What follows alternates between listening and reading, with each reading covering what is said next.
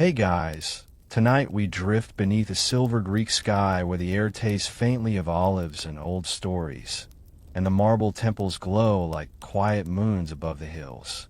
You've probably had long days before, but imagine finishing yours by watching a god try to teach a donkey how to sing. Yeah, you probably wouldn't survive that sound. So, before you get comfortable, take a moment to like the video and subscribe, but only if you genuinely enjoy what I do here. And if you're listening from somewhere far away, drop your location and local time in the comments, because I love seeing this sleepy little community stretch across the world. Now, dim the lights, maybe turn on a fan for that soft background hum, and let's ease into tonight's journey together. The story begins in the hush between day and dream. The Aegean Sea sighs against the shore, fishermen haul their nets, and the moon climbs slow, pale, and perfect. You wander through an ancient village where everything seems painted in silver dust. Olive trees, rooftops, even the thin stray cat winding around your legs like it's rehearsing a dance. Somewhere far off, a lyre strums a delicate pattern of notes, clear, sweet, unmistakably divine. The kind of sound that stops conversations mid-bite. The villagers look toward Mount Helicon, muttering to each other, because everyone knows who plays like that. Apollo, the god of light, prophecy, and music so flawless it can make your heart feel both too heavy and too light at once. But tonight, Apollo isn't serenading nymphs or competing with Pan in some cosmic talent show. He's pacing like someone who has done absolutely everything and just realized everything is boring. Historians still argue whether the ancient Greeks genuinely believed gods could get bored, or whether this was just a polite way of saying divine egos needed constant stimulation. Either way, Apollo has had it with perfection. So he looks around Olympus, sees endless musicians, poets, and celestial flautists, and thinks, what's the point if everyone already sings like the heavens? That's when a small, gray donkey brays from the mortal world below. It's not musical. It's apocalyptic. You could measure earthquakes by that sound. And Apollo pauses, his golden eyes narrowing in the moonlight, like a man spotting both a challenge and a punchline in the same moment. That, he murmurs, is potential. Now, if you've ever tried to teach anyone, or anything, a new skill, you know that half the battle is convincing yourself it's possible. The other half is surviving the first 10 minutes. Apollo, radiant in his golden robes, descends to the mortal world with his lyre slung casually over his shoulder, radiating what can only be described as overconfidence in godly form. He finds the donkey tethered near a fig tree, lazily chewing leaves, eyes half closed like a philosopher pretending to nap through a lecture. Apollo clears his throat. The donkey does not care. He clears it louder. Still nothing. Finally, the god of music claps his hands, and the air hums like struck crystal. The donkey blinks, unimpressed. You, Apollo declares, pointing dramatically, shall learn to sing. Somewhere in the distance, a shepherd drops his staff. Birds stop mid-flight. A single frog croaks in disbelief. You crouch behind a low wall. Try not to laugh, because this is history, or something dangerously close to it. Scholars have long debated whether this myth was ever told in serious temples or just over wine and laughter during harvest festivals. Either way, the villagers know that when a god gets an idea, the world better hold its breath. Apollo names the donkey Brayson, a grand name for an animal whose primary hobby is eating and standing perfectly still. Music, Apollo begins, is the language of harmony, balance, and divine order. Brayson responds with a sound that could strip paint off Amphory. Yes, Apollo says slowly, something like that, but gentler. Over the next hour, Apollo explains rhythm using claps, pitch using hums, and melody using his flawless lyre. Brayson watches with deep, vacant concentration. You can practically see the donkey's brain calculating the odds of getting a snack versus the odds of being turned into a constellation if he refuses. Small hint: the odds are not in his favor. When Apollo finally gestures for him to imitate a note, Brayson takes a deep breath, raises his shaggy head toward the moon, and unleashes what sounds like a collapsing marketplace. Pots, pans, and cosmic patience all shatter simultaneously. The night birds abandon the grove in horror. Apollo freezes. His golden aura flickers. "Good," he says through gritted teeth. "But let's refine that." You swear you can hear the sarcasm echoing across the centuries.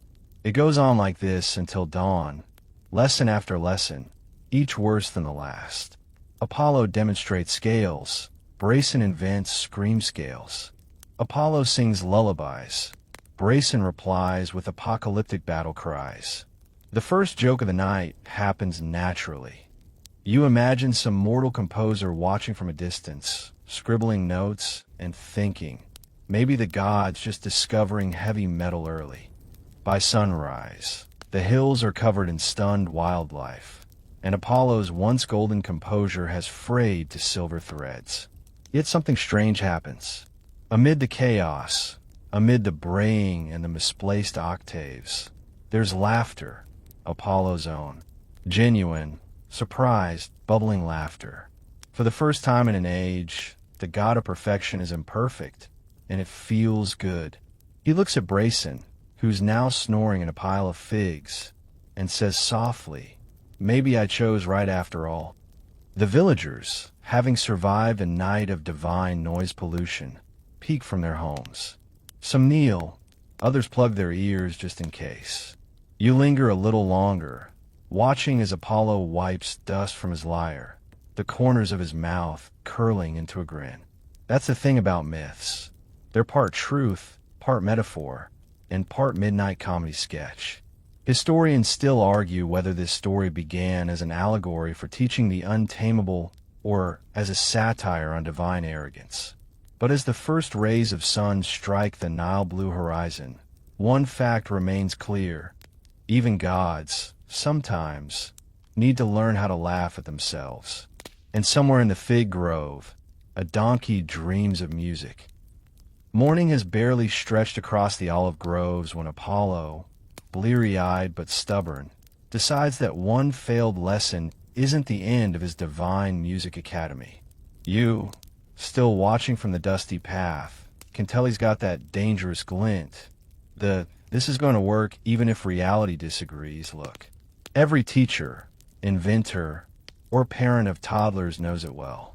The sun spills over his shoulders like melted gold as he turns to Brayson, who's halfway through chewing an entire basket of figs that were absolutely not part of the divine training budget. Apollo clears his throat again. "Lesson 2, he announces tone and discipline. Brayson flicks his ear. Somewhere deep inside, you can feel the inevitable chaos humming like a string about to snap. Now, here's the funny thing about divine persistence. It's infectious. By the time Apollo conjures a small amphitheater out of morning light, a crowd has gathered. Farmers, nymphs, shepherds, and one very confused scholar from Athens who's muttering something about primary sources. The god gestures for silence, plucks a shimmering chord on his lyre, and begins to demonstrate vibrato. Historians still argue whether ancient Greek vibrato actually existed or if that's a later poetic invention. But for tonight, we'll let the god of music define it however he wants. He sings a note so clear it makes the olive leaves tremble. "Now," he says sweetly. Brayson opens his mouth. The note that emerges is somewhere between a ship's horn and a sneeze. Half the audience covers their faces. The scholar scribbles catastrophic tonal collapse on his wax tablet. Apollo exhales through his nose, slowly, like a parent counting to 10 in divine Greek, and tries again. Here's where the first joke of the day lands. You realize the donkey isn't just bad at singing. He's spectacularly bad. It's like watching a mythological version of a reality show audition gone wrong. And yet, the god refuses to give up. To inspire him, Apollo launches into stories of the Muses, how they sang rivers into being, inspired poets, and soothed wars. Music, he explains, is the heart's geometry, the voice of order within chaos. Brayson blinks, swats at a fly, and lets out a note that sounds like a broken water wheel. The crowd winces in unison. A small boy whispers, maybe he's inventing a new genre, and that's the charm of this tale. The absurdity never overshadows the philosophy tucked beneath it. Even the ancient Greeks used humor to explore deeper truths.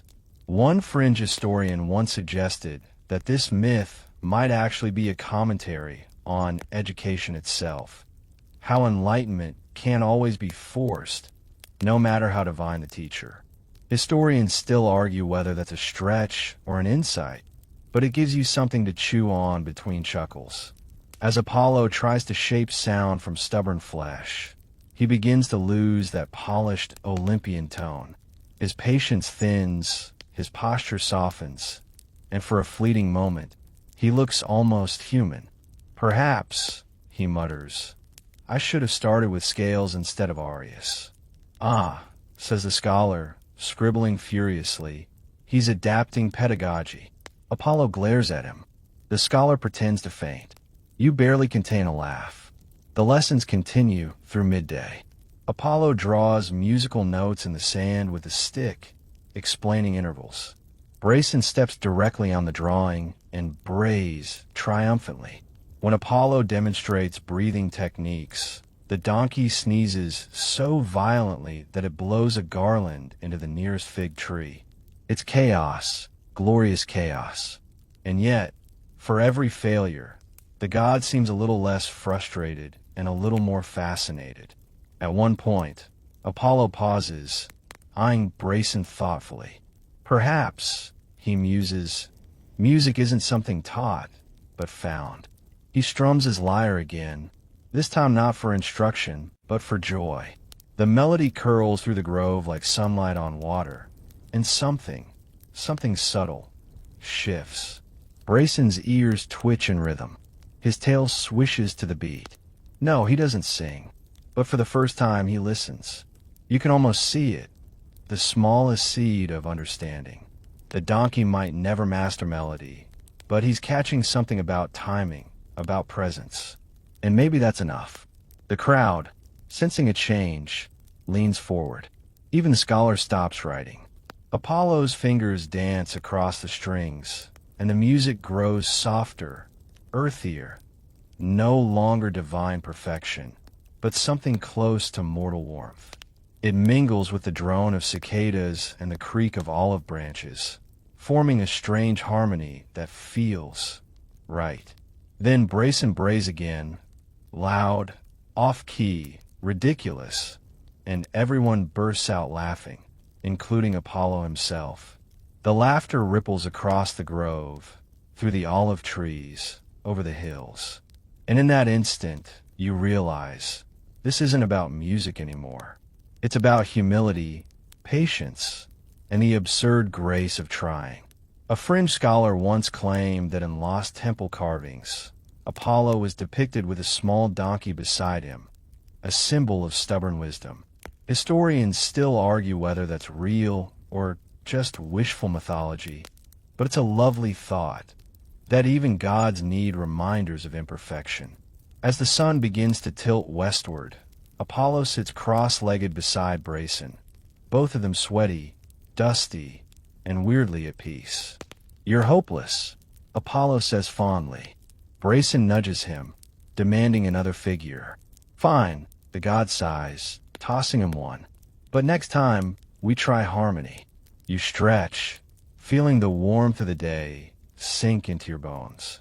The villagers wander off, already retelling the story with wild exaggerations. He almost sang, one insists. Almost counts, another replies. In the end, what's left isn't divine music echoing through the sky. It's laughter, faint and human and sweet, tangled with the rustle of fig leaves. And that, somehow, feels more magical than any perfect song. The god looks up at the horizon, a smirk curling his lips. Tomorrow, he says, we add drums. You can't tell if he's joking. Neither can the donkey. By the time morning light slips back over the grove, the air is thick with the smell of dew and determination. You find yourself watching Apollo again, barefoot this time, hair tied with a frayed gold ribbon that's definitely seen better centuries. He looks like a god who's decided to take office hours seriously. The lyre rests against a rock, and beside it sits an odd new contraption, a hollowed-out gourd with stretched goat hide and a pair of sticks. Yes, Apollo, Lord of Divine Harmony, has invented the first donkey drum set. Brayson, his star pupil, eyes it suspiciously, ears flicking. Relax, Apollo mutters, as if explaining to a toddler that thunder isn't dangerous. We're expanding your range. He taps the drum lightly. Thump, thump, and grins. The donkey snorts, unimpressed. You can practically hear the ancient equivalent of a sitcom audience sighing. Remember yesterday's rhythm? The god asks. Brayson blinks. The bray, then the pause. Another blink. Apollo demonstrates. Bray, pause, tap tap. Got it. The donkey blinks again, but this time he shifts his weight in sync with the beat. It's clumsy, but it's something. And so begins Lesson 3. Percussion and Patience. Historians still argue whether donkeys were ever used as percussion animals in early Greek rituals. One fringe papyrus fragment describes a beast that struck the drum with stubborn pride. Mainstream scholars call it poetic nonsense, but tonight, as Apollo hands Brayson a stick, carefully wedged between his teeth, you start to think the fragment might have been reporting the truth. The sound that follows. Imagine thunder having a polite disagreement with a soup pot. It's awful. It's wonderful. It's everything Apollo didn't know he needed. He bursts out laughing, the kind that echoes through centuries and probably annoys Zeus. You're not hopeless, he admits, rubbing Brayson's nose. You're just avant-garde. A few shepherds wander by, clutching their morning bread, and pause to stare at the scene. What is it this time? One whispers. Experimental music. The other replies solemnly, as if that explains anything. You, ever the bystander, can't help noticing how the tone of this whole endeavor has shifted. Yesterday, Apollo was a perfectionist. Today, he's an explorer. There's something oddly soothing about watching a god loosen his grip on excellence and discover joy in noise. He starts mixing the beats with gentle lyre notes, creating a messy but heartfelt duet. Every sound, he says between chords, has its place in the song of the world. You think it sounds like philosophy, but Brayson just sneezes rhythmically, which somehow fits. Somewhere off in Athens, you imagine philosophers having a meltdown. Plato would probably insist that harmony must follow mathematical ratios. Aristophanes would write a comedy about the divine donkey band, and some poor apprentice will be assigned to research whether the donkey's rhythm qualifies as ethos or pathos. Historians still argue whether music and myth represented moral order or pure expression.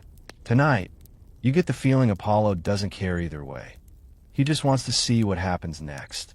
A fringe tidbit from later centuries claims that Apollo once hosted a festival of discordant sounds after this episode, where mortals were invited to make the ugliest noise possible to honor imperfection.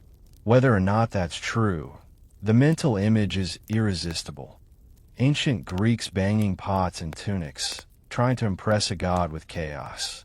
Back in the grove, Apollo calls for a break. He sits on the grass, head tilted, watching the donkey's ears flick to the beat of invisible music. You know, he murmurs, you might not sing, but you understand rhythm better than most poets I know. Brayson chews on the stick, entirely missing the compliment. The warmth of the day deepens, and a cicada chorus joins the background. You notice how nature itself seems to pick up Apollo's groove. The rustle of olive branches syncs with the tapping hooves. The wind sways in time. It's as if the world has reluctantly accepted that yes, the donkey is now part of the orchestra. Apollo closes his eyes, lost in the pattern. Maybe music doesn't start with sound, he says softly. Maybe it starts with listening. That's your second quiet laugh of the day. Because the donkey, for all his chaos, has been listening all along. Not to melody, perhaps, but to rhythm, repetition, the pulse of life itself. Maybe that's what keeps Apollo going. The tiny victories hidden in absurdity. When he opens his eyes, you catch a glimpse of the teacher who's rediscovered wonder. All right, he declares, standing. Lesson 3. Final test. Duet with nature. He strums, the donkey taps, the wind hums, the leaves shake. For a fleeting moment, you hear it. A harmony too raw and clumsy for Olympus, but too sincere to be ignored.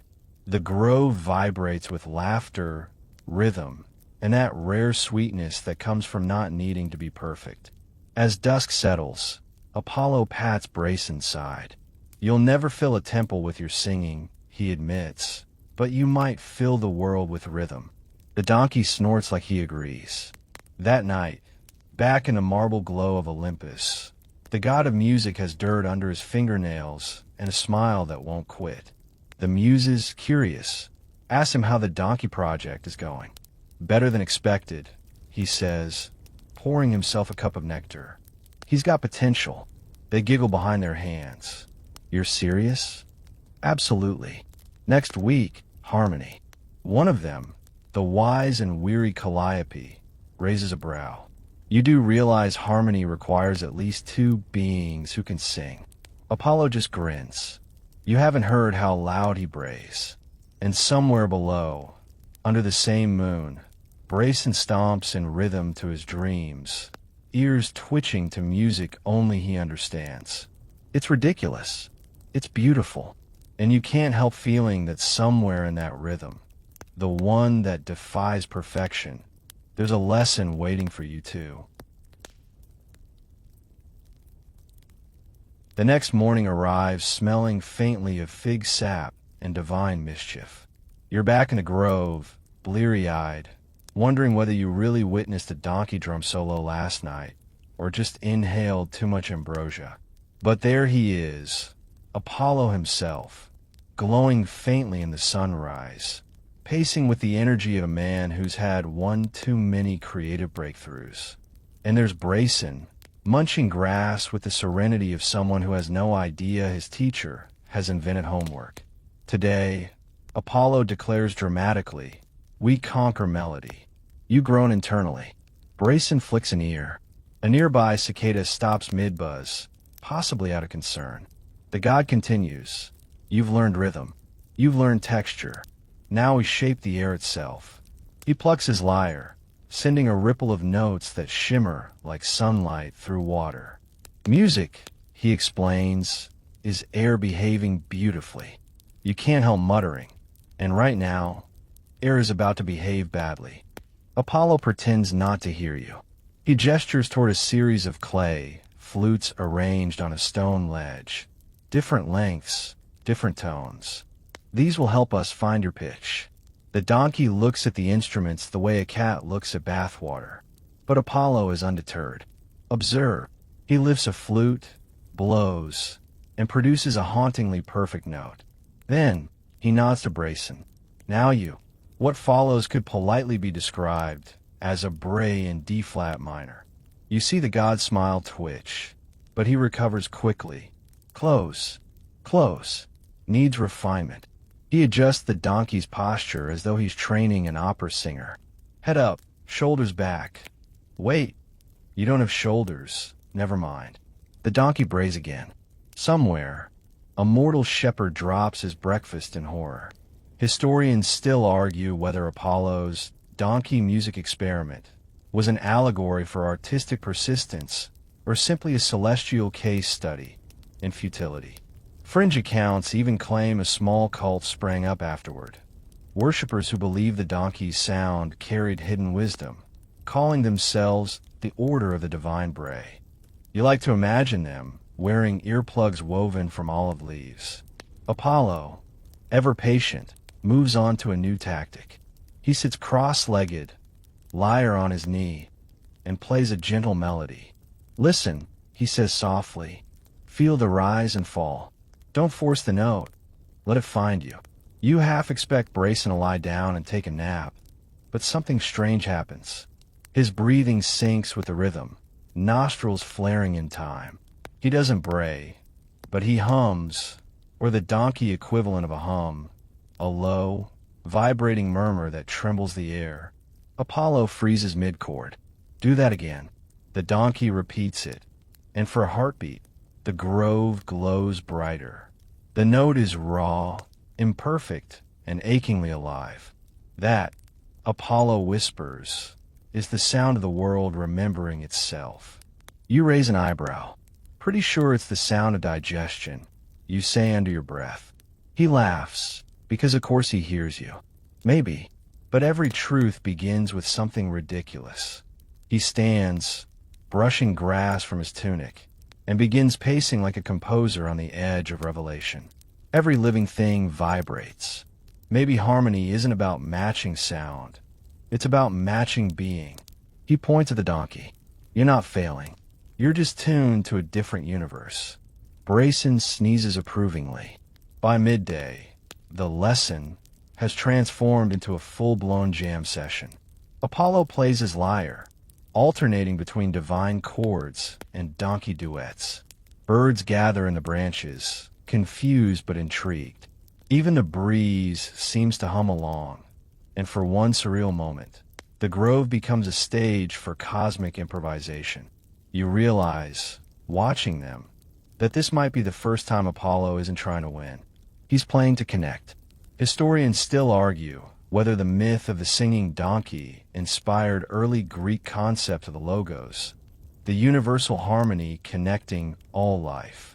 Some fringe theorists go further, claiming that Apollo's failed experiment was the seed of later philosophical schools that valued imperfection as divine balance.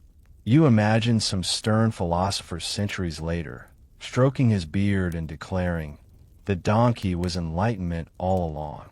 The afternoon heat deepens, and Apollo calls for a break. He lounges under an olive tree, plucking idle notes. "You know," he muses, "mortals think music is about control. But even chaos hums if you listen long enough." You sit beside him, feeling the hum of cicadas resonate in your chest. Maybe he's right. Maybe there's a rhythm underneath everything. Too slow for gods, too patient for humans, but just right for a donkey. "Brayson," Apollo says, stretching out, "you might not ever sing like a muse, but you've got a tone the world can't ignore." The donkey blinks, chews a leaf, and lets out one final low rumble that feels suspiciously like contentment. Later that evening, as twilight drapes the grove in violet shadow, Apollo plucks a gentle lullaby on his lyre. The donkey stands nearby, still humming softly, as if trying to remember the pattern. You notice the stars above twinkling faintly in rhythm. One of those tiny cosmic coincidences that feels like an inside joke between heaven and earth. Apollo glances your way and smirks. You're smiling. You shrug, just impressed that you turned stubbornness into symphony. He grins wider. "That's art, my friend." As night settles, the donkey finally lowers his head, eyes drooping. Apollo whispers, "Sleep well, maestro," and the grove exhales into silence. You lie back, listening to the echoes fade, realizing you just witnessed something both absurd and sacred. Somewhere out there, a myth is already being born, one that will be retold for centuries, misquoted by poets, debated by scholars, and whispered by dreamers. But tonight, it's just you, a god, and a donkey who almost learned to sing. And honestly, that's enough music for one day.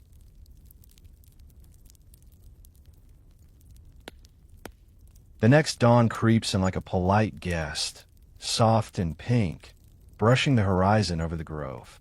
You wake to the sound of hoofbeats and the faint, rhythmic hum of a god humming to himself. A sure sign that Apollo's creative fever hasn't burned out overnight. You stretch, blink sleep from your eyes, and spot him sitting cross-legged in the grass, surrounded by scrolls, styluses, and what appears to be a small pile of half-eaten figs. Brayson, the donkey, is already standing nearby, looking suspiciously alert for an animal who spent the night rehearsing tone. He's waiting, patiently, expectantly. "Good morning, mortal," Apollo says without looking up, still scribbling. "We've entered phase 2. You sigh. "I was afraid you'd say that." He finally glances at you, eyes glinting like sunlight off a harp string. "Every great experiment must evolve. Yesterday was sound. Today, emotion. Oh, good," you mutter, because nothing says emotional depth like a donkey. Apollo ignores the jab. He plucks his lyre once, just once, and lets the note hang in the air. "Music isn't about noise," he says softly. "It's about truth." And that's when the donkey sneezes. You choke on a laugh. Apollo pretends to stay composed, though you see the corners of his mouth twitch. "A promising start," he says diplomatically. "But let's refine that passion into melody." For the next hour, you watch the world's strangest opera class unfold. Apollo plays short phrases, rising, falling, swooping, and Brayson attempts to match them with brays, snorts, and the occasional hiccup. You can't help noticing that the rhythm of it all has a kind of accidental beauty. It's not melody, exactly, but it's not noise either. It's raw, unfiltered feeling. At one point, Apollo laughs out loud. Do you hear that? He's imitating the cadence of grief. Or indigestion, you offer helpfully. Still, the god looks proud. He tilts his head, golden curls shining in the dawn, and begins playing faster, testing Brayson's endurance, pushing him into new vocal shapes. The donkey's bray wobbles, stutters, deepens. It's a sound halfway between heartbreak and triumph. Historians still argue whether this moment in the myth was metaphorical, representing Apollo's recognition that even imperfection carries beauty, or literal, suggesting that the donkey truly did mimic human emotional tone. One poet from the 4th century BCE claimed that Apollo heard in the bray the echo of divine sorrow. Others suggested he was simply sleep-deprived and desperate for applause. Eventually, the god sets down his lyre and gestures for you to approach. You hear it too, don't you? You hesitate. "I hear something." "That's honesty," he says firmly. "Unvarnished truth, sung by the least likely throat." And honestly, you do hear it now. A strange, haunting pattern behind the chaos. Like the universe itself, trying to clear its throat. As the day warms, Apollo grows more animated. He starts marking symbols in the dirt. Lines, curves, and dots. Primitive musical notation. "We must record his song before it disappears," he murmurs. "Otherwise, the wind will steal it." You raise an eyebrow. You think the wind's a thief. "Of course," he replies without hesitation. "Why do you think mortals forget melodies when they wake? The wind collects them for its own concerts." Some fringe mythographers actually recorded variations of this belief centuries later. That every breeze is a recycled song, every storm a lost symphony replayed by nature itself. Whether Apollo invented that idea here or borrowed it from older gods is still debated, but right now, it sounds plausible. The air itself feels alive, vibrating gently around you. By midday, both teacher and student are sweating, or glowing, in Apollo's case, and Brayson's tongue is lolling in exhaustion. You bring a bucket of cool water, and the donkey slurps gratefully. Apollo wipes his brow with the back of his hand, sighing. "Emotion is heavier than sound," he says. "It drains the spirit if you're not careful." You grin. "So the donkey's emotionally exhausted?" "Precisely," he replies, dead serious. "You must respect the limits of genius." A soft wind stirs the olive branches, scattering golden motes of dust through the air. You watch the light dance across Apollo's lyre, and for a moment, even you feel something akin to reverence. The scene is absurd, a god teaching a donkey to sing, but it's also strangely beautiful. Do you ever wonder, you ask, why you care so much about this? You're the god of music. You could just create a perfect song out of thin air. Apollo pauses, thoughtful. Perfection is sterile, he says finally. But struggle, that's art. You can't help but smirk. Easy to say when you're immortal. He laughs quietly. True, but immortality gets boring if you never fail. The afternoon hums with quiet energy as Apollo begins experimenting again, this time letting Brayson choose when to sing. The donkey responds unpredictably, braying at odd intervals, but somehow, the timing fits. It's as though the animal has internalized the pulse of the grove itself. See, Apollo says, delighted. He's learning to listen. You chuckle, or he's bored and wants dinner. Still, there's no denying it. The donkey's tone is softer now, more controlled. A primitive resonance, but one that almost brushes melody. Historians still argue whether Apollo's emotional phase had any measurable result. Some ancient tablets describe it as the god's most profound artistic revelation. Others dismiss it as divine folly. But hidden in those debates is a curious note. Several scholars claim that the earliest Greek modes, the musical scales themselves, were inspired by the rhythmic pattern of a bray. As twilight stretches across the grove, Apollo strums a quiet chord and sighs contentedly. Brayson lowers his head beside him, tail swishing lazily. The sound that escapes the donkey's throat is soft, rhythmic, almost like breathing in harmony. Apollo closes his eyes. That, he murmurs, is the sound of acceptance. You nod, feeling oddly moved despite yourself. The air cools, cicadas fade, and the evening wraps around you like an ancient lullaby. You can't help but whisper, so what's phase 3? Apollo opens one eye, grins, and says, performance. You groan. Somewhere in the distance, Brayson brays in agreement. The next day arrives bright and humming, the air thick with the scent of pine resin and overconfidence. You know that smell well. It's the perfume of every disastrous creative premiere in history. Apollo is already pacing the grove, polishing his lyre and muttering to himself like a director, 2 cups of coffee past sanity.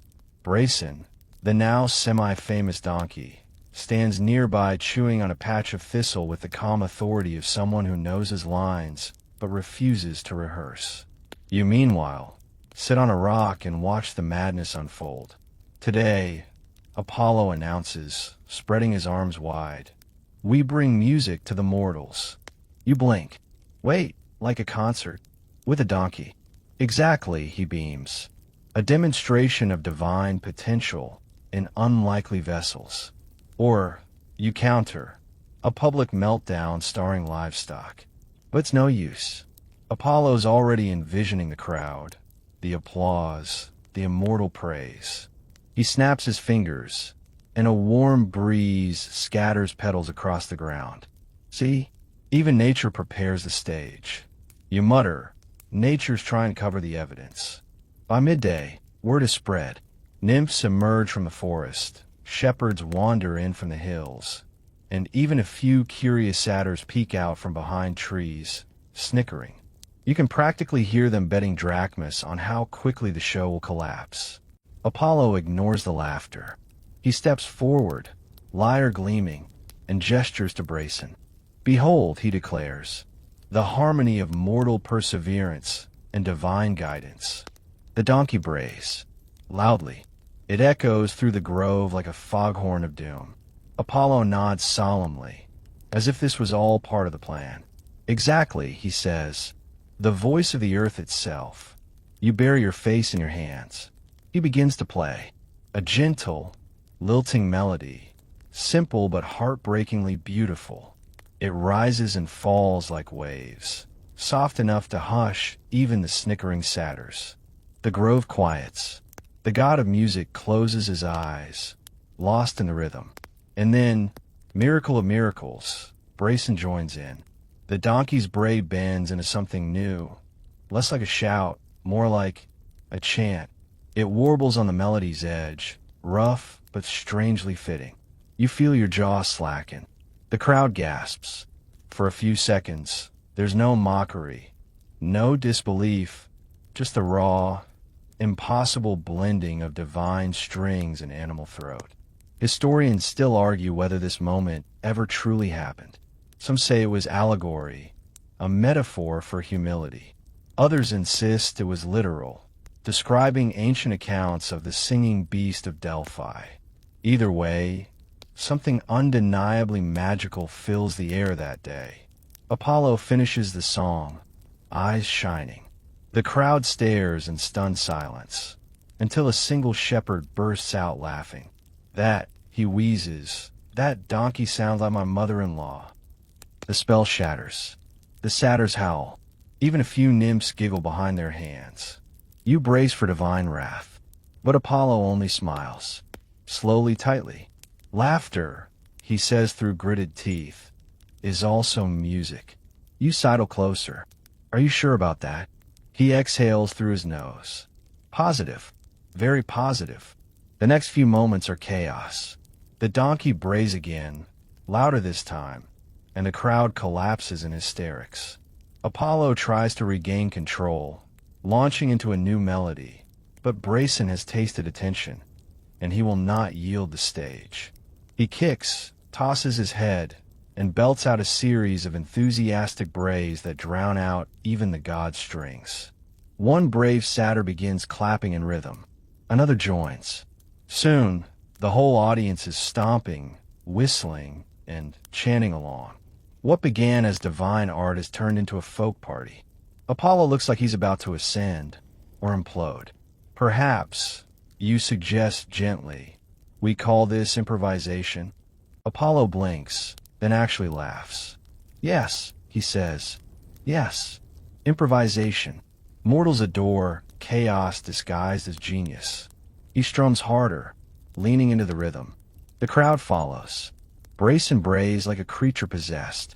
Somehow, the cacophony folds into something oddly coherent. A beat, a call and response between God, beast, and humanity. Later scholars would claim this impromptu jam marked the birth of choral dithyrambs, the ecstatic songs that predated Greek tragedy. Whether or not that's true, it's impossible to deny the electricity in the grove that day. Even you, skeptical as ever, find yourself clapping along. By the end, everyone is breathless. Apollo bows. Brayson bows lower. The crowd erupts. Flowers are thrown. Wineskins are raised. And someone even yells, "Encore!" When the noise finally fades, you turn to Apollo. So success. He wipes sweat from his temple, grinning. Not what I expected, but art rarely behaves. Brayson nudges him affectionately, snorting like a drunk trumpet. Apollo pats his neck.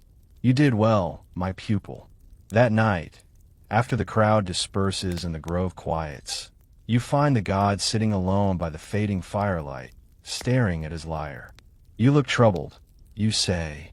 He nods slowly. They laughed, he murmurs. But they also listened. Maybe that's all art can do, you reply.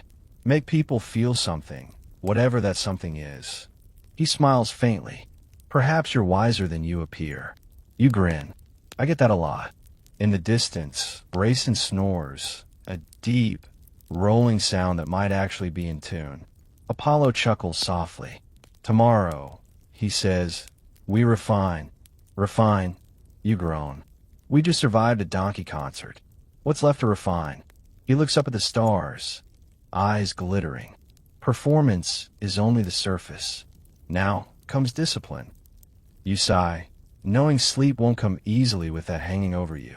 The air hums with the ghost of melody, the night itself still resonating from the day's chaos. Somewhere in the rustle of the olive trees, It almost sounds like applause. Morning drifts in slow and honey-colored. The grove's still drowsy from yesterday's chaos. You're sitting on a stump, sipping something that might be tea or might be leftover festival wine. Hard to tell which at this point. When Apollo reappears, barefoot and radiant, holding his lyre like a man who's decided today is for serious art. Discipline day, he announces. You groan. Can't we have a nap day instead? Discipline is rest for the soul, he replies. That sounds like something people say before inventing homework. Brayson, the donkey, wanders up mid-sentence, munching on grass. He looks unbothered, smug even, his big concert debut still a fresh victory in his mind. You could swear he's humming under his breath, though it sounds more like digestion than melody. Apollo sets a polished tablet on a stone. Carved into its surface are neat lines and strange symbols. Musical notation older than any parchment you've ever seen. We must teach him form, he says. Teach a donkey to read? You say. Bold strategy. Not read. Apollo corrects. Remember, music is memory first, comprehension second. He plucks a note on the lyre, a soft, golden tone that makes the leaves shimmer faintly. Brayson twitches his ears. Another note follows, then another, rising and falling like a gentle staircase. Apollo nods at you. Encourage him. You point at the donkey. Come on, buddy. Make the noise, not the face. The donkey blinks. Then he brays, terribly. The sound makes two birds drop dead out of the nearest tree. Apollo winces but forces a smile. A beginning, he says.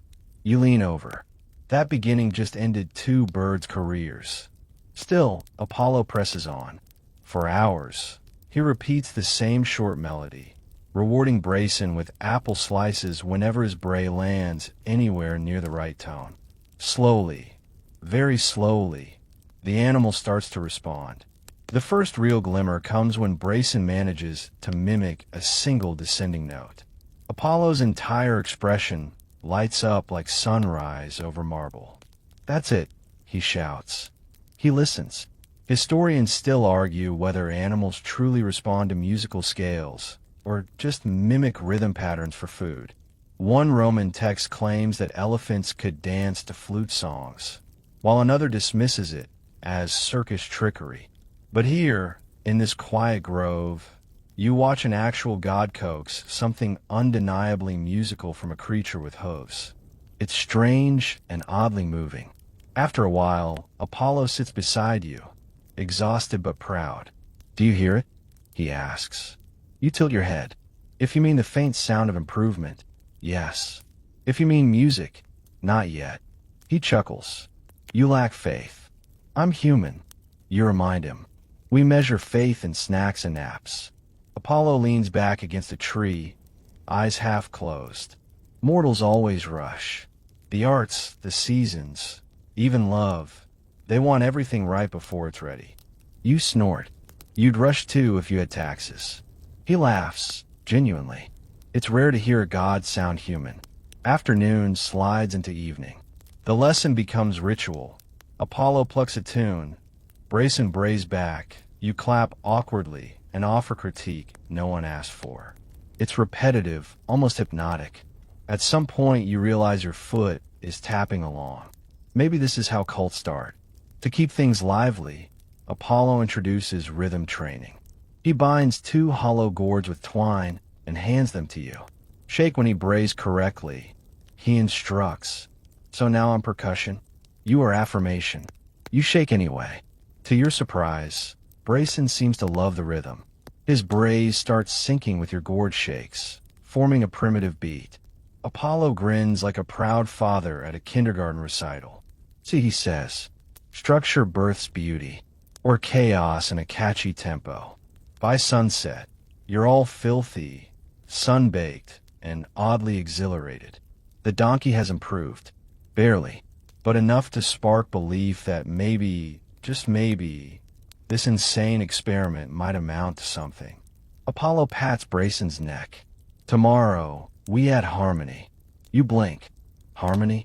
He barely does melody. Progress requires ambition, he says. You mutter. So does self-destruction. That night, as fireflies scatter across the grove, Apollo pulls out a flask of ambrosia. He offers you a sip. It burns sweet and electric down your throat, like honey mixed with thunder. You think mortals ever truly understand art? He asks quietly. Some do, you reply. Most just want it to make sense. He smiles faintly. Art is not sense, it's surrender. For a long moment, the grove goes still. Even the donkey's steady breathing blends with the rustle of the trees. It's peaceful in a weird, cosmic way, like sitting beside the universe while it hums to itself. You half expect the stars to applaud. Instead, an owl hoots, very off-key. You grin. Maybe he wants it on the lessons. Apollo sighs. Let's focus on one pupil at a time. By the time you crawl into your blanket of grass and regret, your mind drifts between exhaustion and wonder. You've spent all day watching a god try to shape chaos into melody.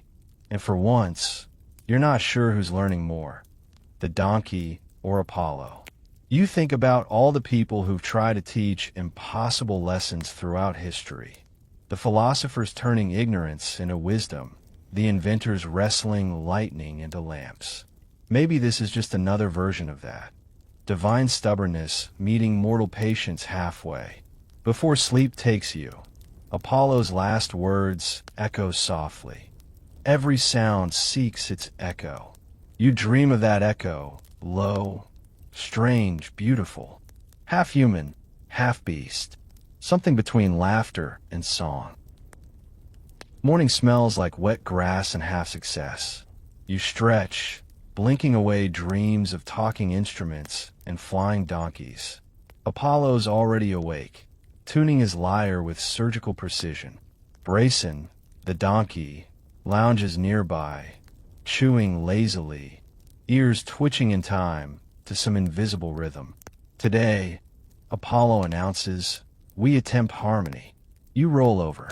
You sure we shouldn't start with consistency? He ignores the jab, plucking two shimmering notes that hang in the air like soap bubbles. Harmony, he continues, is the meeting of difference in agreement. You glance at Brayson. So, difference we've got. Apollo gestures grandly. You'll provide a countertone. Me? Yes, you. A mortal ear balances divine precision, or ruins it. You mutter, but you stand anyway. He plays a slow pattern, 3 rising tones, 1 falling. You hum along, a little shaky at first. Then Brayson adds his contribution, a deep, thunderous bray that nearly startles you into silence. Apollo beams. Perfect, perfectly loud, you say, covering your ears. Still, something about it, some strange collision of beauty and absurdity, works. The sound rolls through the grove, echoing off the trees. It's not music, exactly, but it's not noise either. Somewhere in between, like 2 different worlds deciding to speak the same language. As you practice, the sky shifts from pale gold to silver blue. Birds perch along the branches, watching this bizarre trio, god, human, and donkey, performing what could be the first cross-species duet in mythic history. Historians still argue whether ancient Greeks truly believed animals could embody divine traits, or if such tales were allegory for human arrogance. You, however, are watching it unfold in real time, and you can confirm it's both awe-inspiring and ridiculous. After a few hours, your voice starts to crack. Apollo claps once, sharp and decisive. Break. You collapse on the grass, panting. You know, for an immortal, you're surprisingly into schedules. He smiles faintly. Even eternity benefits from rhythm. You glance at Brayson. Tell that to him. The donkey, unbothered, has wandered to a patch of shade and begun rolling on his back, legs kicking like a child on sugar. You can't help but laugh. Apollo joins you, the corners of his mouth curling in amusement. He enjoys his victories. Pretty sure he just enjoys being a donkey. For a moment, there's nothing but the rustle of wind and the lazy buzz of insects. It's oddly peaceful, the kind of quiet you'd bottle if you could. Then Apollo says, I once taught kings who learned slower than him. You blink. Seriously? He nods. They wanted power, not harmony. Power deafens the ears. You tilt your head. And donkeys don't crave power. Only carrots. You both laugh, softly, but it feels like the world joins in. The breeze thickens, the leaves shimmer, and somewhere a stream murmurs like a sleepy chorus. By late afternoon, Apollo's restless again. Music, he declares, must live beyond practice. You groan. That sounds like work. He ignores you and begins arranging an impromptu concert.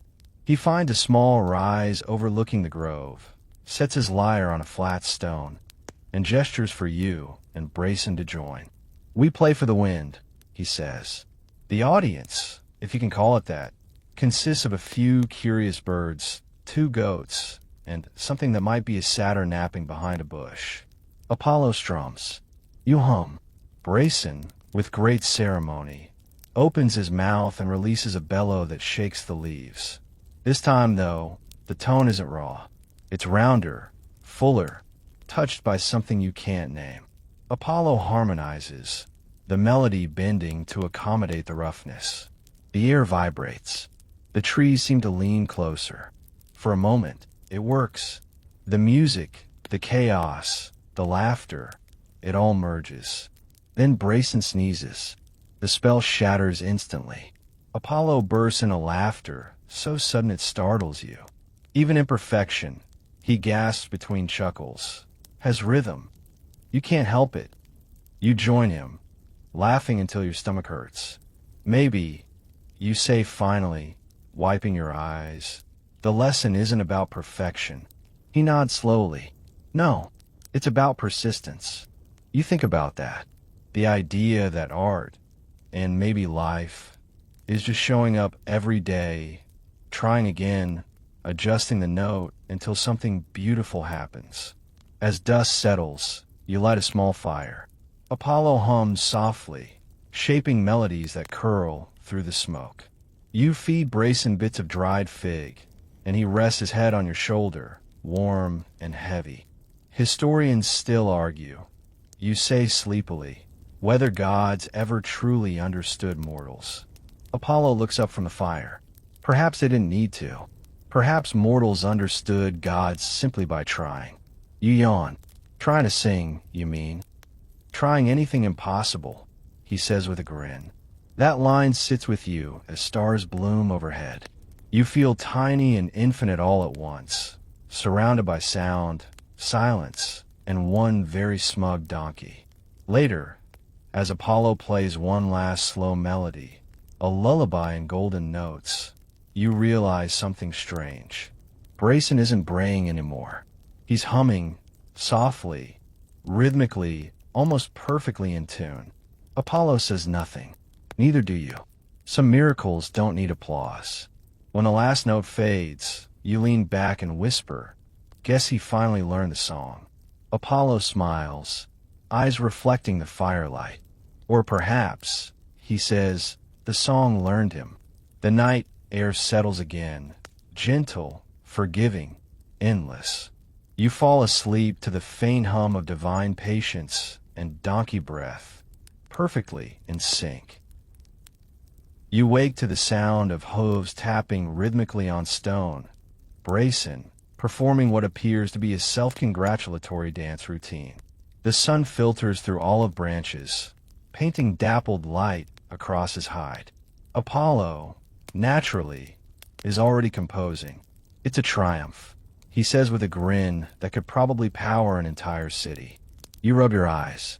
If you mean the donkey can almost hold a note, sure. A triumph. Almost. Apollo looks mock offended. Listen properly. You do. And sure enough, Brayson's bray isn't quite as chaotic as before. It's deliberate. Each burst of sound lands roughly where a musical phrase might live. It's as if the donkey's brain has discovered rhythm by accident. Apollo beams. See? Even beasts can evolve through art. You smirk. Historians still argue whether your teaching style counts as art or divine harassment.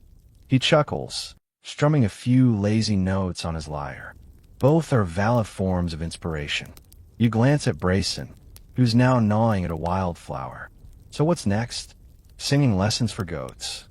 Apollo's gaze sharpens, catching light like polished amber. No, performance. Performance. Yes, tonight, we present our work to the villagers. You freeze halfway through a stretch. You're kidding. You're going to make a donkey perform in public. He shrugs. Why not? If they laugh, so be it. If they listen, so much the better. You sigh. And if they riot, then, Apollo says calmly, we've still changed the world for one small moment. You can't argue with that logic, mostly because it doesn't resemble logic. Still, there's a strange charm in the idea. You help gather simple instruments from the grove, a small drum fashioned from bark, a reed flute, and of course, Apollo's lyre gleaming like captured sunlight. All day you rehearse under the rising heat. Brayson hums or brays, depending on how generous you're feeling, while Apollo refines melodies that ripple through the air like liquid gold. You find yourself swept up in the absurdity, clapping in rhythm, inventing verses about patience, linen, and donkeys that defy logic but somehow make emotional sense. Around midday, a traveler stops by, a bearded philosopher with sandals held together by stubbornness and hope. He listens for a while, nodding thoughtfully.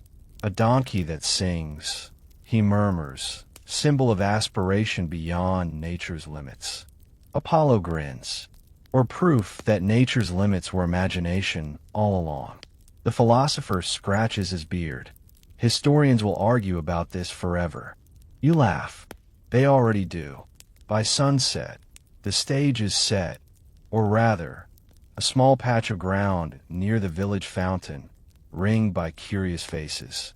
Farmers, potters, children, even a couple of priests in dusty robes gather to see what Apollo's experiment might entail. You can feel the collective skepticism hovering in the air. Someone whispers, "He's gone mad." Another replies, "He's a god." They start mad. Apollo stands tall, lyre in hand, robe glowing faintly in the firelight. "Friends," he calls, voice rolling like thunder wrapped in silk. "Tonight we present harmony born from humility." You mutter, and hey. He gestures to Brayson, who trots forward wearing a wreath of olive leaves like a crown. The crowd bursts into laughter. Apollo raises a hand. Let him speak. And then, silence. The god plays a slow, haunting tune.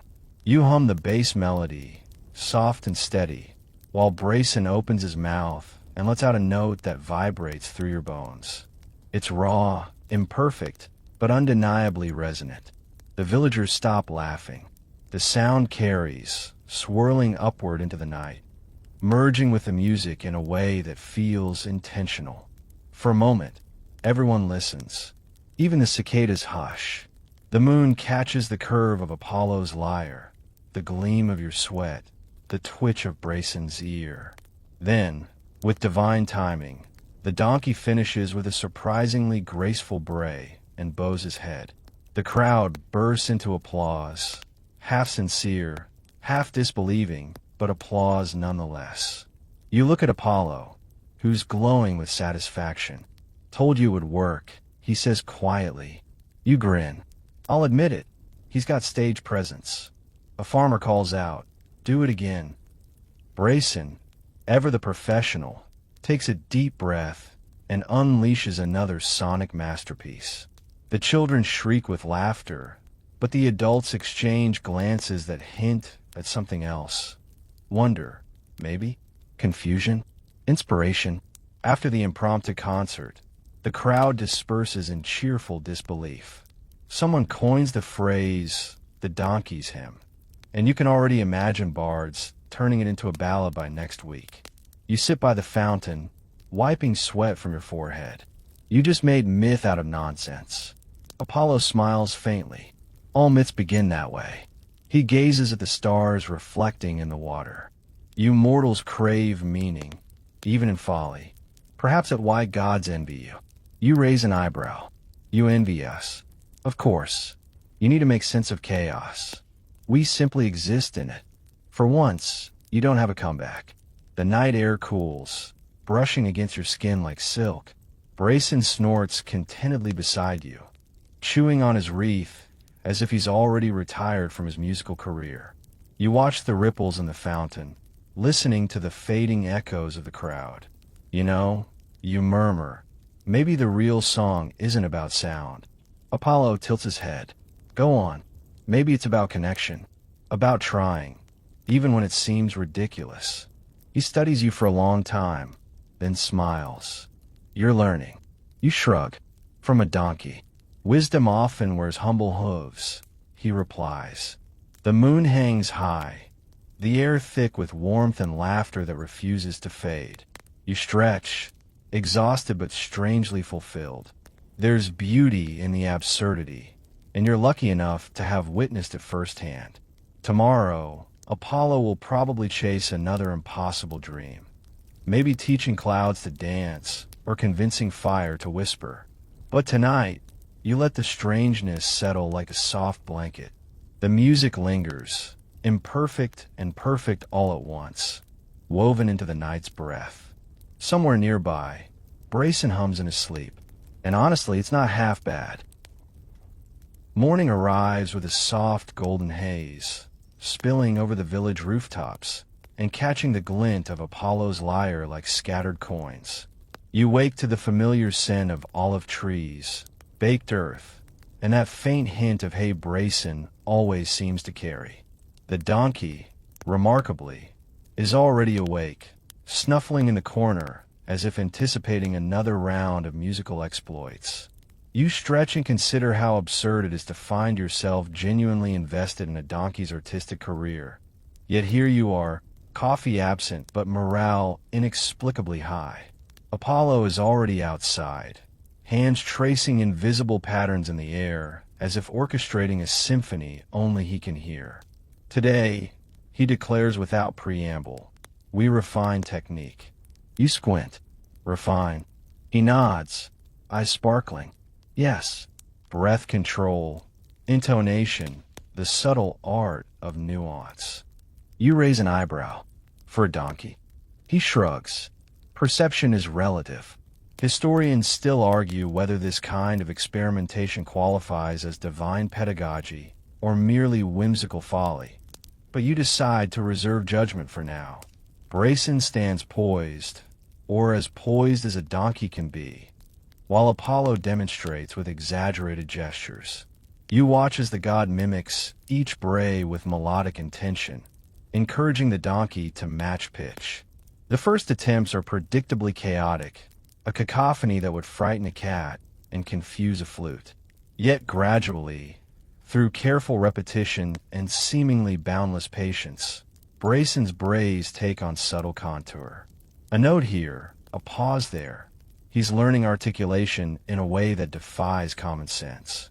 Meanwhile, the village children gather at the edges, eyes wide, whispering in hushed awe. One little girl nudges her brother and whispers, "It sounds like the sky is singing." You chuckle quietly, acknowledging that poetic exaggeration might be accurate in this case. Apollo grins at the remark, clearly pleased that human interpretation aligns with his vision. You notice the effort is physical as much as artistic. Brayson's hooves tap the dusty ground to maintain rhythm, his ears flicking with precision. Apollo adjusts the lyre, plucks a single string to correct timing, and murmurs encouragements that sound more like musical incantations than speech. The interplay between god, donkey, and human witness forms a curious choreography, one that feels alive in its delicate absurdity. After several hours, Apollo introduces new techniques, subtle harmonics, breath modulation, and even improvisational elements inspired by birdsong. Observe the nightingale. Learn the lilting patterns, he instructs, pointing skyward. You do your best to follow along, alternating between clapping a steady beat and whispering encouragements to Brayson. The donkey now seems to anticipate the shifts, braying in small, melodic increments that sound, if you squint, like the faint echo of a human tune. A local scholar arrives mid-morning, notebook in hand, scribbling furiously. He murmurs, "If nothing else, this will be debated for centuries." Apollo glances at him, raising a single eyebrow. "Debate is the music of civilization," he quips. You laugh, noting that the absurdity of it all is oddly soothing. The historian scribbles on, apparently unfazed by the chorus of brays and laughter around him. By noon, Brayson has reached a point where his braying, while not perfect, carries rhythm, pitch, and, even more remarkably, expression. You can detect subtle variations that suggest mood, emphasis, even the faintest hint of humor. Apollo claps, shouting, "Yes. You see it now. Music exists wherever attention and intent collide. You can't help but feel a twinge of pride, if only because you've been clapping, guiding, and whispering encouragements for hours without realizing how exhausted you were." Lunch is a quiet affair under a fig tree. Apollo provides bread, dates, and cheese, yet conversation continues to revolve around sound, timing, and Brayson's unexpected aptitude.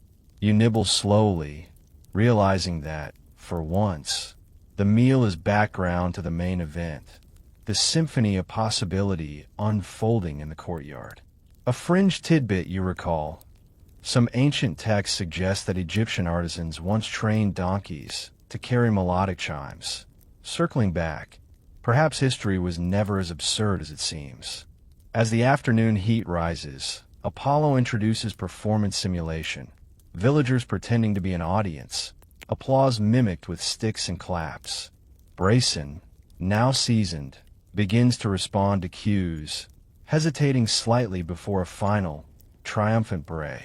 The improvisational flair adds character, and you realize that the donkey is more than mimicry. He is collaboration, art in motion, a living instrument guided by divine patience. By the end of the day, you're exhausted but exhilarated. Apollo looks at you, eyes gleaming.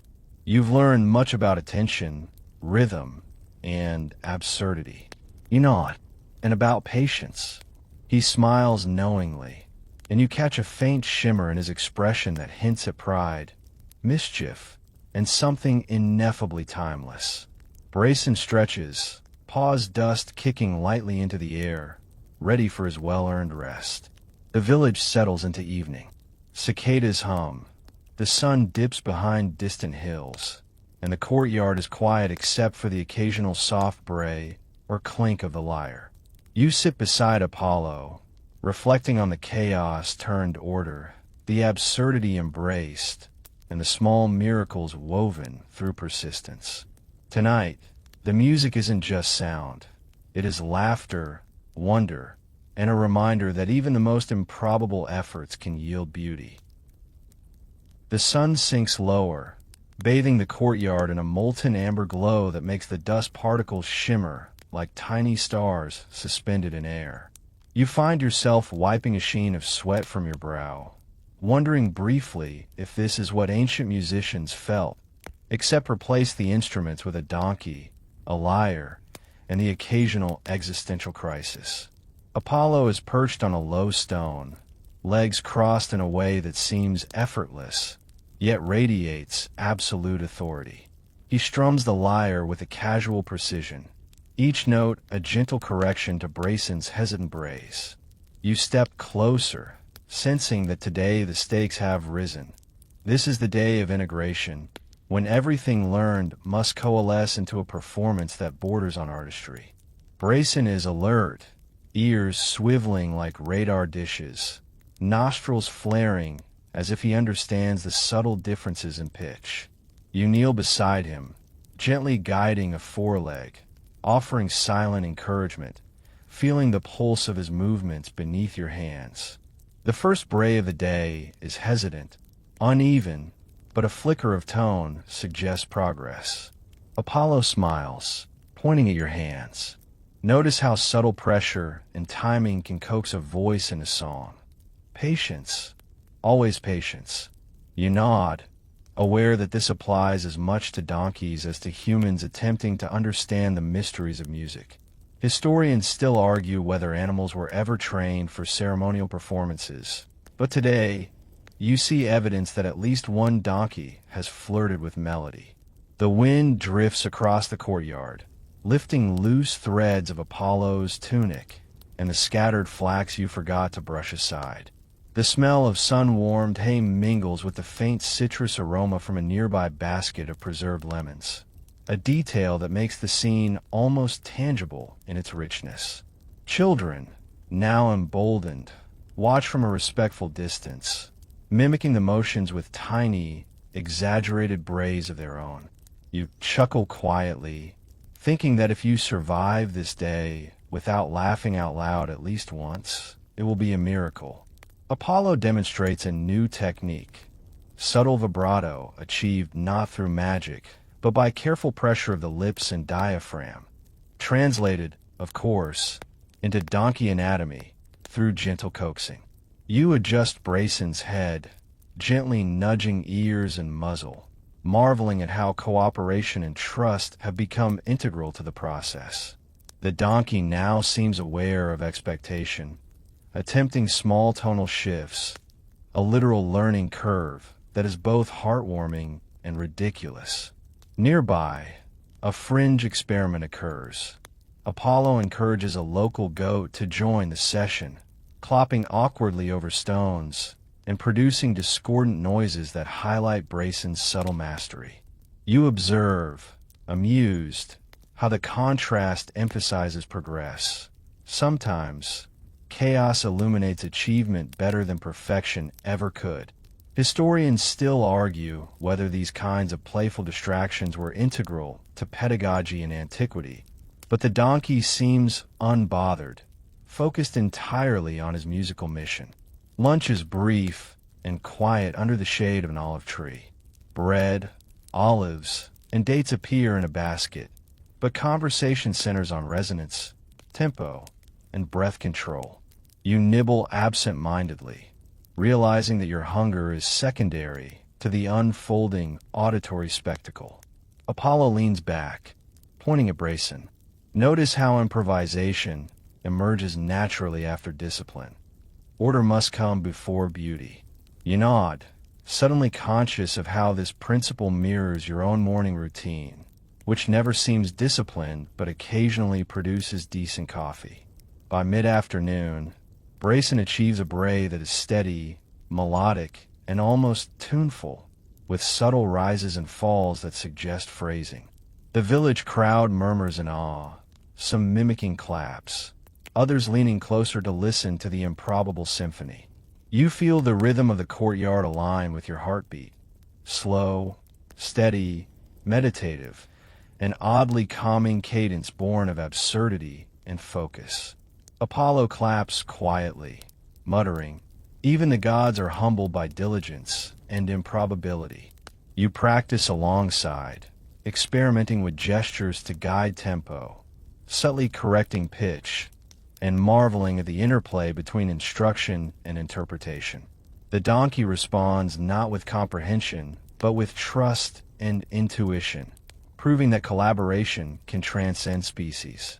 The afternoon sun intensifies, painting shadows across the courtyard, making the scene feel like an illuminated manuscript come alive, vibrant, absurd, and deeply human in its whimsical dedication. As the day wanes, Apollo integrates his own performance, playing the lyre while encouraging Brayson's final brays. There is harmony now, fragile and tentative, yet unmistakable. You can see how small adjustments, a tilt of the head, a soft nudge, produce nuanced changes in sound.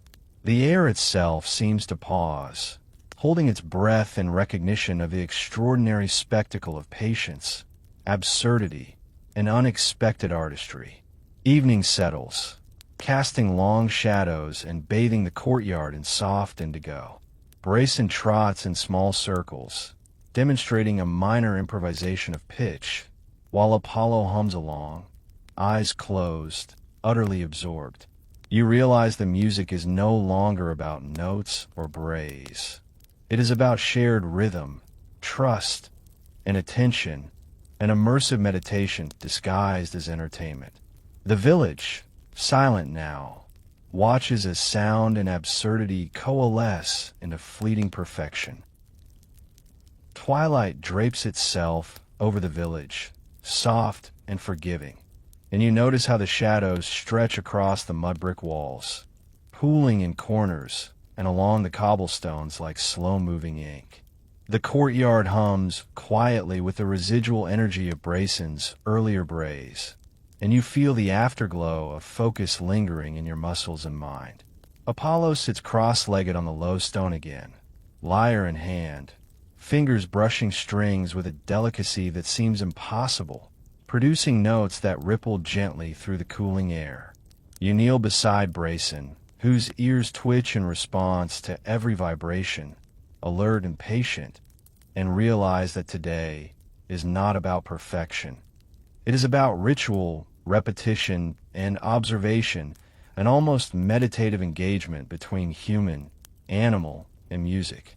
The donkey's coat glimmers faintly in the fading light, each hair catching the soft glow like miniature golden threads, and you gently sweep a hand across his flank, noting the warmth and texture under your palm. Apollo leans over, adjusting a subtle shift of Brayson's muzzle, and you follow his motion, silently mimicking the delicate guidance. The air carries the scent of crushed herbs from a basket Apollo set aside earlier, a combination of thyme, rosemary, and something earthier that makes the courtyard feel timeless, as if you have been transported centuries back in practice and ritual. Historians still argue whether livestock were actually used for entertainment in sacred contexts, but here, you feel the thin line between ceremony and amusement blur entirely. Nearby, a fringe experiment unfolds. A small group of children begins softly humming along, attempting to echo Brayson's brays in human approximation. You watch, smiling, as one child pauses, examines her own pitch, and then giggles when it wavers too far from the donkey's tentative melody. The incongruity is oddly comforting, a reminder that beauty can coexist with imperfection. You tuck a strand of hair behind your ear, feeling a slight ache from hours of kneeling, and think about how focus and fatigue often intertwine in the most curious ways, making triumphs feel earned even when absurd. Apollo demonstrates subtle dynamics, raising one hand, signaling a softening of sound, then encouraging a stronger bray. You replicate the gestures, noting how the donkey reacts not to verbal cues, but to the precise combination of eye contact, posture, and timing. The rhythm begins to resemble an odd duet, each of you anticipating the other's movement. You can't help but laugh quietly when Brayson produces a surprisingly long trill, completely unintentional, and Apollo murmurs, "Even the best laid instructions must bow to nature's humor." It is a lesson in humility disguised as comedy. The light dims further, and the first stars appear faintly above, mirrored in the tiny puddles left from earlier watering. You notice the faint shimmer of Brayson's eyes catching what little light remains, making him seem almost celestial in his patient absurdity. Your fingers trace the curve of his mane as you guide a slight tilt of his head, and for a fleeting moment, the donkey seems almost aware of the importance of this experiment, responding with a subtle nod of compliance. As you observe the courtyard, you realize how small rituals, the careful placement of a foot, a gentle nudge, a slight pause, accumulate into something that resembles discipline, art, and devotion simultaneously. You recall that fringe tidbit from the scrolls Apollo mentioned. Some philosophers claim that animals could sense moral intention, And now you watch Brayson respond to care and attentiveness with a precision that feels uncanny. Historians still argue whether this was anecdotal embellishment or actual practice, but the evidence before your eyes is compelling enough to suspend disbelief entirely. Apollo adjusts the lyre's strings, creating a softer, almost ethereal resonance, and you notice how the courtyard seems to expand, absorbing the sound and reflecting it in subtle, unexpected ways. Brayson pauses, listens, then emits a bray with a tiny vibrato, perfectly timed with the final note of Apollo's plucking. Your heart skips, and a grin spreads across your face. The harmony is fragile, fleeting, and utterly magical. Even the children pause their mimicking, eyes wide, sensing that something remarkable has occurred. You spend several quiet minutes experimenting with slight tempo shifts, each minor adjustment producing a new reaction in Brayson. He moves his head gently, adjusting pitch almost as if he understands the nuanced collaboration required. The air smells faintly of dust, hay, and evening blossoms, mingling in a way that makes the courtyard feel alive, tactile, and almost suspended in time. Your own breathing aligns with the rhythm, slow and deliberate, creating a meditative awareness of presence, patience, and the subtle art of coaxing life into music. By now, the village has gone still, save for the distant hoot of an owl or the occasional whisper of wind. You watch Apollo close his eyes, humming along softly, and Brayson responds with gentle brays, a duet unchoreographed yet perfectly coherent. You kneel beside them, feeling the warmth of shared focus, realizing that success here is not simply in producing notes, but in creating a space where patience, trust, and attentive care manifest into audible beauty. As the final rays of sunlight vanish and the courtyard slips fully into night, you feel an overwhelming sense of calm. The donkey, the children, Apollo, and you form an unlikely constellation of participants in a centuries-old experiment, one that challenges the boundaries of species, expectation, and the very definition of artistry. Even the simplest bray now feels profound, a testament to hours of attention, repeated gestures, and the absurd perseverance of both teacher and pupil. Night deepens around the village, a velvet curtain dotted with distant stars, and you feel the subtle chill settling into your bones, contrasting with the warmth of accomplishment that radiates from your hands and knees. The courtyard is hushed, save for the occasional whisper of wine through the papyrus lining the edge of the stone well, and the soft, irregular bray of Brayson, who now seems entirely comfortable with the strange, slow ritual of singing lessons. You sit cross-legged on the cobbles, letting the damp of the evening cool your palms as you recall the day's experiments, each attempt to coax a musical note from the donkey now etched vividly into memory. The smell of crushed herbs, hay, and faint river water lingers, a sensory echo of the meticulous preparations Apollo orchestrated hours ago. Historians still argue whether such elaborate training of animals had any ceremonial precedent or was purely experimental. Yet your own experience in this quiet courtyard makes you suspend doubt completely. Apollo leans forward, adjusting Brayson's posture gently, demonstrating the subtle weight shifts that coax a more melodious bray. You mimic his motions, fingers brushing the donkey's neck and jawline, feeling the warmth under his fur, marveling at the surprising responsiveness of a creature so often underestimated. The children sit in a semicircle nearby, heads tilted, lips parted in concentration as they attempt to replicate each nuance. You chuckle quietly when one child's high-pitched squeak accidentally syncs perfectly with Brayson's trill, creating a moment of accidental harmony that feels almost magical. The entire exercise seems absurd and profound at once, a living metaphor for patience, attentiveness, and the delicate balance between intention and chance. The lyre hums softly as Apollo plucks a few strings, a gentle accompaniment that fills the courtyard with an almost imperceptible vibration.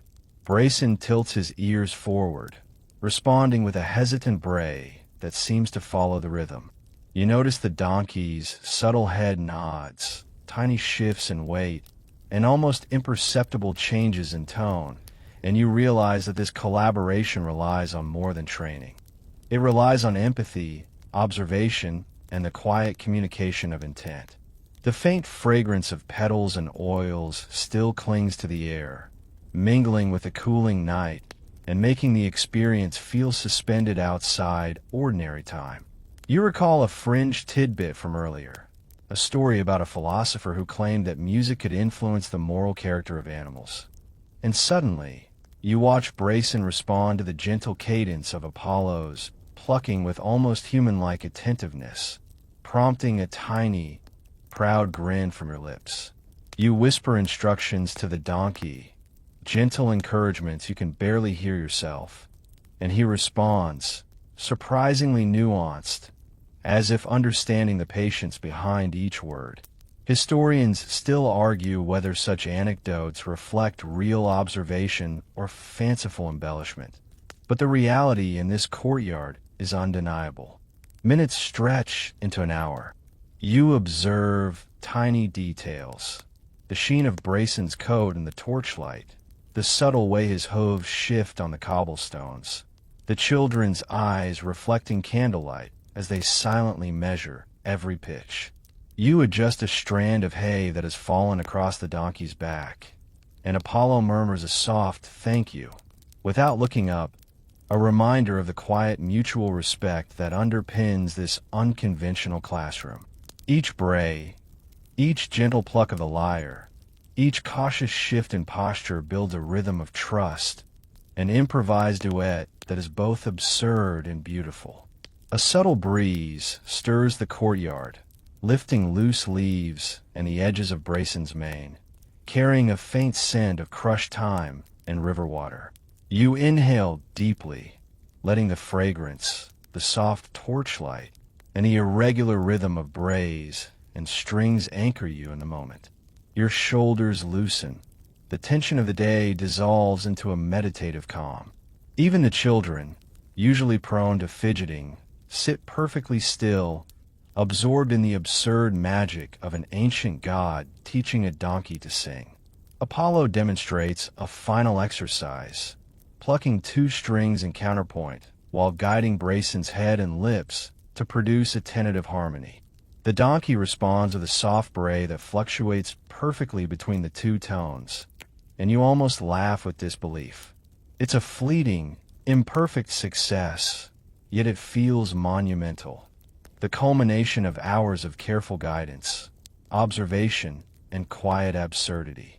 You realize that this is what patience looks like, not as a concept, but as an unfolding, audible moment of collaboration that defies expectation. The children mimic the final notes. Brayson adds another gentle bray, and a faint breeze ripples through the courtyard, carrying a harmony of scent, sound, and the tactile memory of movement. You feel the full weight of the day settle into your chest. Exhaustion mingled with exhilaration, the absurdity of a singing donkey, the quiet satisfaction of genuine, tactile achievement. This is more than a lesson. It is an experience of rhythm, empathy, and human-animal connection stretched across centuries. Finally, the torches flicker low, casting long shadows that dance alongside the last faint ripples of Brayson's bray.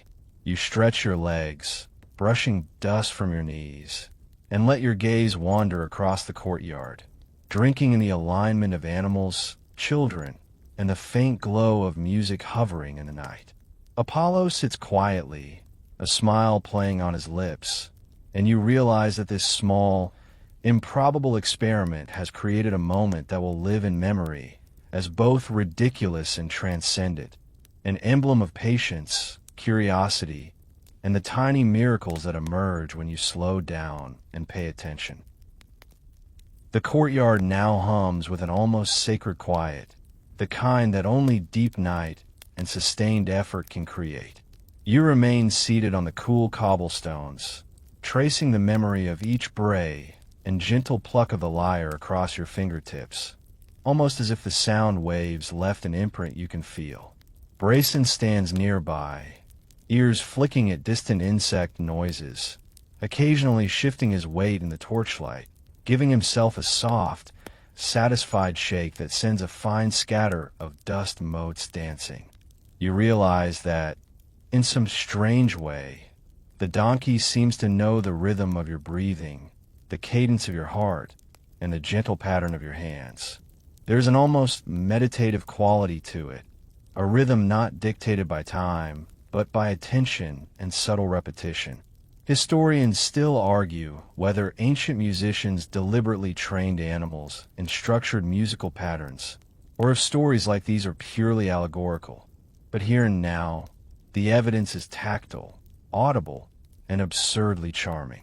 Apollo leans against the low stone wall, his long fingers drumming a slow, subtle rhythm against the smooth surface, and Brayson, ever attentive, mirrors the pattern with tiny shifts in stance and gentle brays.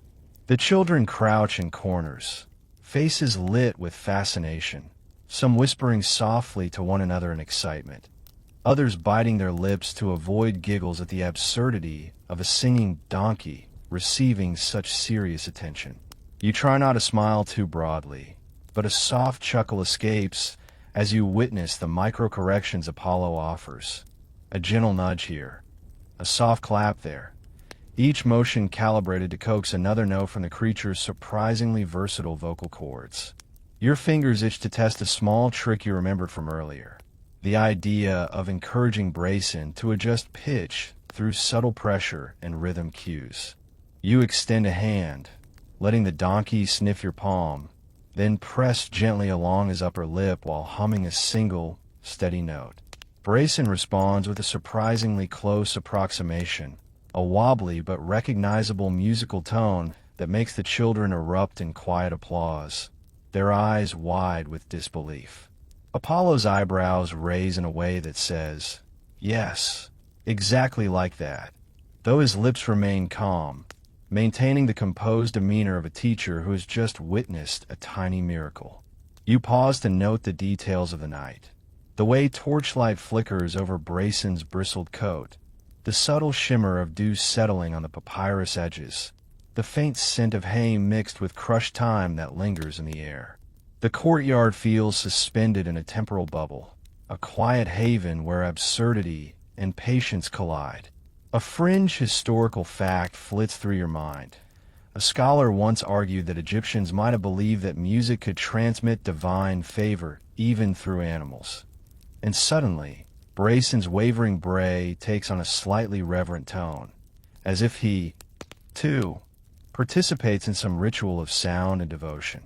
You guide the donkey through a few final exercises, layering gentle vocal prompts with soft hand gestures, testing the limits of pitch and duration.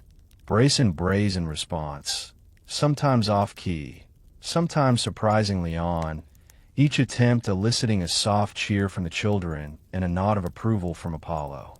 Historians still argue whether such feats were ever recorded in practical manuals or if they only survived in allegorical stories. Yet the tangible reality in the courtyard defies those debates. The donkey sings, the children learn, and you learn along with them. As the night deepens, your hands grow tired but precise, moving almost automatically over the familiar contours of Brayson's face and neck, guiding and coaxing with a rhythm born of hours of patient practice.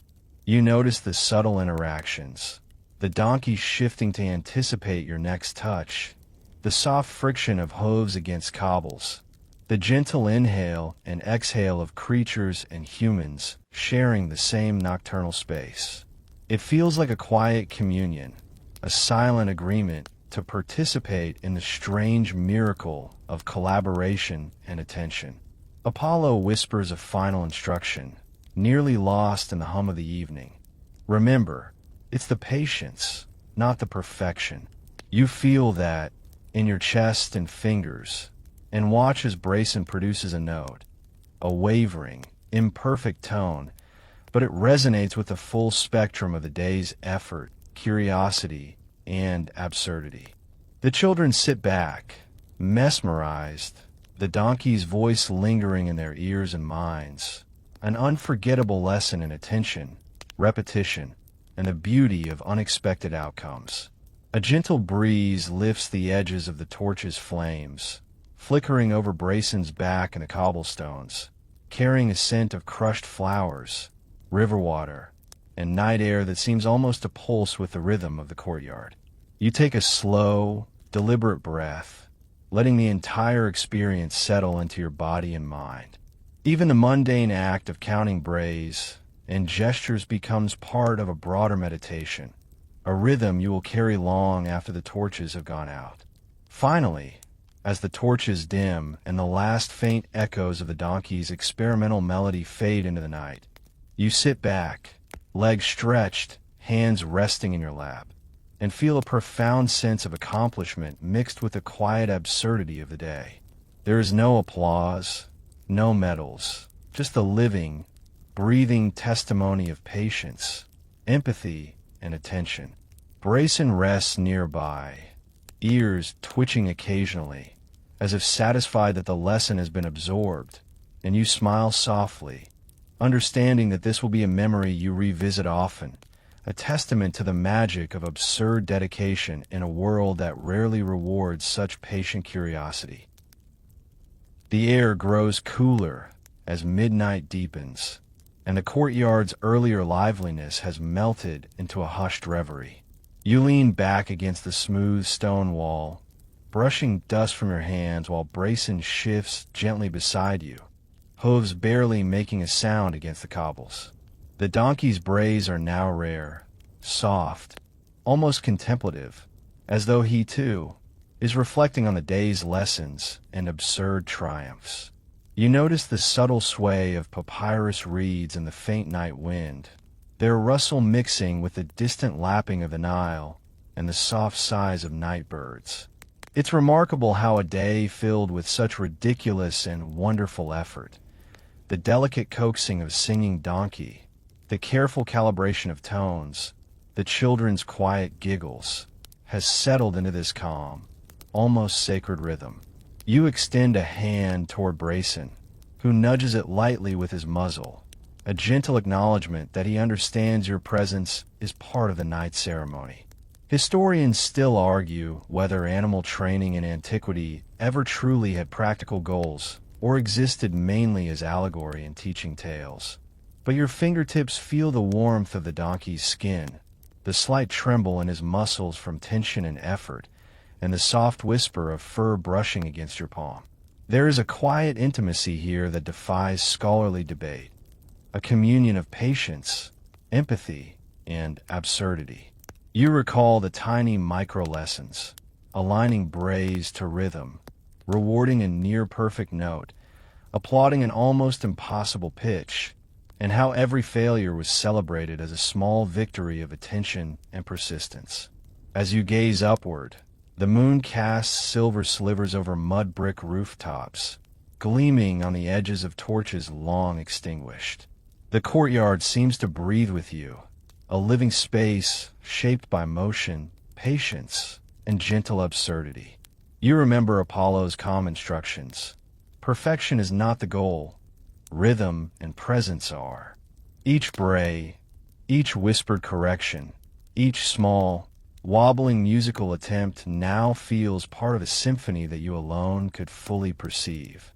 Even the most minor sound, a tiny hoof shift, a barely audible breath, a soft shuffle of the children's feet, carries significance in this tapestry of attentiveness.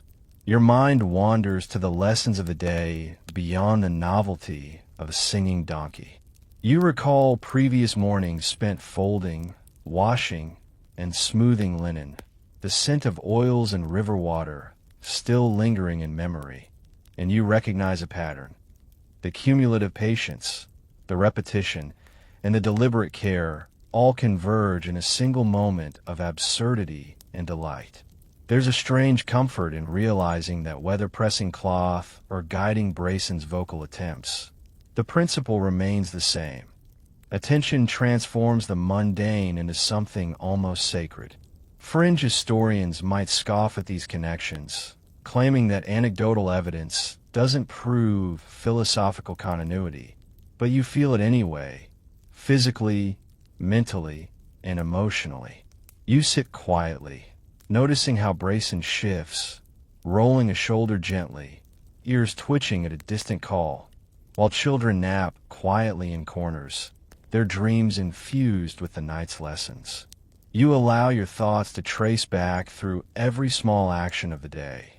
The brushing, the gentle prods, the careful patience, and the laughter that punctuated moments of both frustration and success. A subtle sense of accomplishment swells inside you, not from perfection, but from participation. The absurdity of teaching a donkey to sing becomes a metaphor. That consistent, attentive effort can produce beauty, even in the most unlikely forms. The night stretches, vast and velvet, and your body gradually sinks with its slow rhythm. You feel every movement of the day echoing in your hands and limbs, the guiding of hooves, the adjustments of posture, the gentle nudges toward musical alignment. You recognize the strange blend of absurdity, education, and quiet joy as a form of meditation, a reflection of human desire to connect, to teach, and to celebrate small victories. You think, perhaps the donkey understands this too. Each note, each bray, is a recognition of patience rewarded, of curiosity indulged, and of rhythm discovered. You allow your mind to drift further, merging past and present.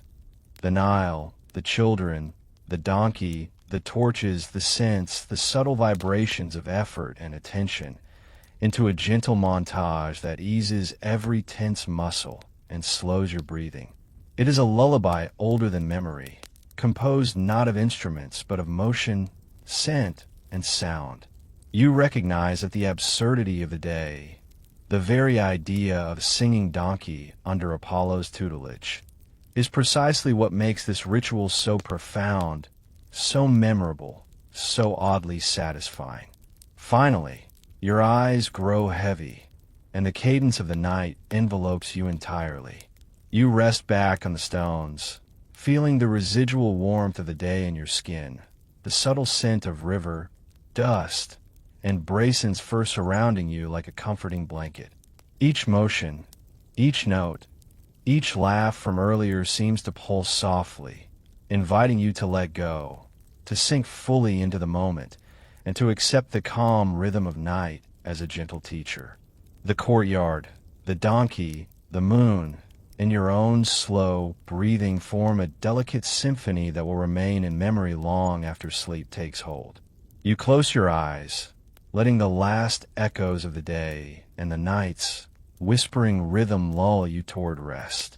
Every sensation, the faint vibration of Brayson shifting, the subtle night wind, the lingering scents, coalesces into a serene montage, dissolving boundaries between teacher, student, animal, and observer. The absurdity, patience, and tiny triumphs of the day soften into a gentle hum in your chest, a slow, deliberate heartbeat that carries you into dreams. This is not merely a story about a singing donkey. It is a meditation on care, attention, and the magic hidden in absurdity. As the night deepens, the courtyard settles into a velvet hush, each shadow softened by the gentle glow of moonlight reflecting off mud brick walls and the distant Nile. You feel the lingering warmth of the day fading from your skin, replaced by the cool whisper of night air brushing against your cheeks, carrying with it the faint scent of river, dust, and the oils you used earlier. The rhythm of your breath begins to slow, syncing with the subtle sway of papyrus reeds and the quiet rustle of linen left to dry, and you realize that every motion of today, every fold, press, bray, and adjustment, has settled into this serene cadence. Brayson, your steadfast donkey companion, stands quietly beside you, ears twitching at the faint sounds of distant night birds, his hooves barely shifting against the smooth stones. The echo of earlier triumphs, the brays that once rang with attempted melody, now rests in a soft memory, like a lullaby only you can hear. You trace the contours of his frame with your mind, recalling how every careful gesture shaped the day's outcome, and marvel at the strange intimacy that emerges from patience, repetition, and absurdity combined. This night is not merely a pause. It is the culmination of every attentive, deliberate act, each one weaving together into a calm, almost sacred mosaic of experience. Your hands rest lightly on your knees, fingers remembering the precise rhythm of guiding Brayson, smoothing linen, and adjusting folds, and you notice how each memory pulses softly in sync with your heartbeat. The absurdity of teaching a donkey to sing has transformed into a meditation on presence, attention, and care, reminding you that even the most ridiculous pursuits can hold profound lessons. The air hums quietly with the echoes of tiny victories, gentle laughter, and the soft brush of hooves against stone, creating a lullaby older than any human memory. As your eyes grow heavy, you let the collective presence of the day, artisans, apprentices, animals, and the river itself, fold into a gentle, unbroken rhythm. Every sensation, every whisper of wind, every trace of scent coalesces into a serene montage that softens the mind and eases the body. You feel connected to the lineage of those who came before, to the long chain of hands, hearts, and efforts that have shaped these practices. Slowly, your awareness drifts, carried by the soft cadence of night and the subtle magic of attentive care. Each remembered bray, fold, and gentle press becomes a thread in a comforting blanket of calm, enveloping you in warmth, serenity, and the quiet joy of having participated in something timeless. You inhale deeply, letting the scents of linen, river, and night settle into your senses, and allow yourself to be carried gently into sleep, the soft rhythm of history lulling you deeper with each passing heartbeat.